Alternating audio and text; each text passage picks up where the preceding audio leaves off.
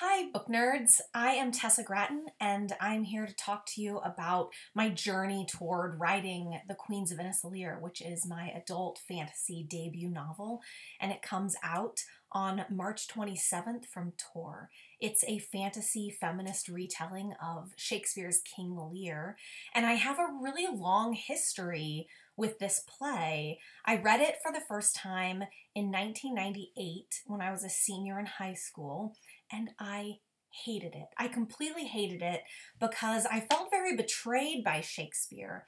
Up until that point, all of his plays I was familiar with, either by reading them or seeing them performed, had complicated, interesting female characters. Sometimes they were villains, like Lady Macbeth, but even when they weren't making the best choices, they had their own lives and their own stories. And so when I got to King Lear, which is a story of a king who divides his kingdom between his three daughters, I was shocked at how flat all three of these women are in the play. The two oldest, Goneril and Regan, are mean, cruel, they hate their father, they have basically no redeeming qualities. And while there's nothing inherently wrong with a woman who is a cruel villainess, they're not given any reason. There's no motivation. We don't know anything about their relationship with their father up to this point. We never hear anything about their mother.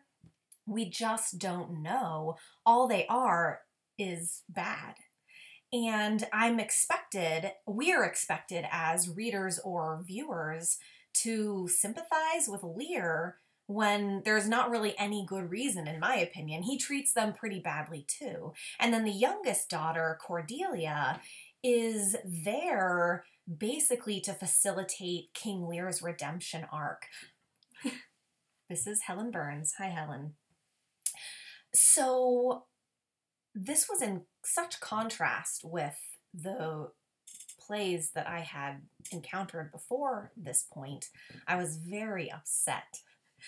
And I couldn't really let go of the play. Also because there's one character in it who I was captivated by. His name is Edmund, and he is a bastard, and he is really an antagonist in the play, but he also represents many ideas about individuality. So Edmund is a bastard, and he is not going to inherit anything in the play, unlike the three daughters of the king, and he doesn't think this is fair. He's the oldest son, and he finds this system of inheritance very oppressive, and so decides to do something about it, including manipulating everyone around him, framing his innocent brother for wanting to murder his father, very dastardly things, but he's an incredibly passionate, articulate character, and I loved him when I was a senior in high school. He has one of my favorite monologues, his bastard monologue, which starts off, "Thou nature art my goddess, to thy law my services are bound." And by this opening, he basically says, I don't care about the monarchy, I don't care about any of the rules my society has set up. I'm going to do what I want in order to get what I want. And I always felt sort of a kinship to that. I have been in favor of the burn it all down theory of making the world a better place for a very long time. So since I was in high school, I've been fascinated by King Lear, while I didn't particularly love it. It's incredibly problematic, even though it addresses toxic patriarchy and does analyze a lot of the ways that the patriarchy has been oppressive. It really doesn't go far enough and has flat female characters, and the whole thing is about redeeming the patriarch.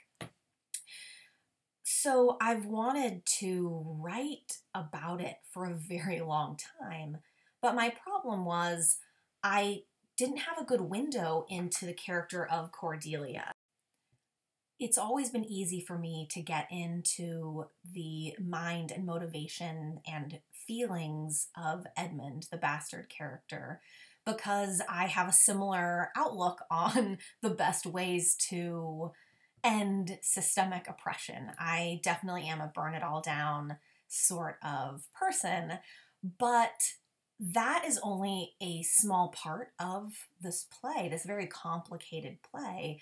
And it took me a really long time to understand Cordelia, or what I wanted to say about Cordelia. Even the older sisters, I could think of ways in, because they are characterized in a very traditionally patriarchal way, where they don't fit into the roles assigned to them as women, and so they're demonized.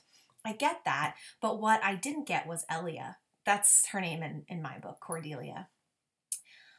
And it wasn't until 2014 when something happened to me in my career that was completely surprising to me, and it absolutely gutted me emotionally, as well as making me feel like while I had done everything right, it hadn't mattered. My choices and my intentions had all been good and strong, but in the end, I still had everything suddenly stripped away from me, and it felt very dramatic.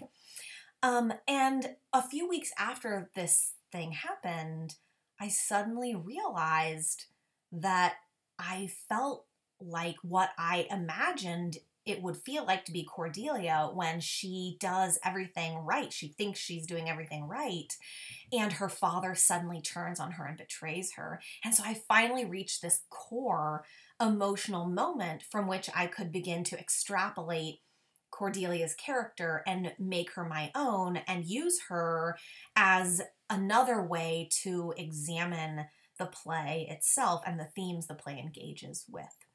So it was a really long time between the first moment I wanted to write about King Lear and actually starting to write this book in early autumn of 2014. I'm very excited about it. I've revised it for so long. My editor, Miriam Weinberg, really pushed me and challenged me, and I feel like we really got into the meat of what I have to say about these themes and about the play itself.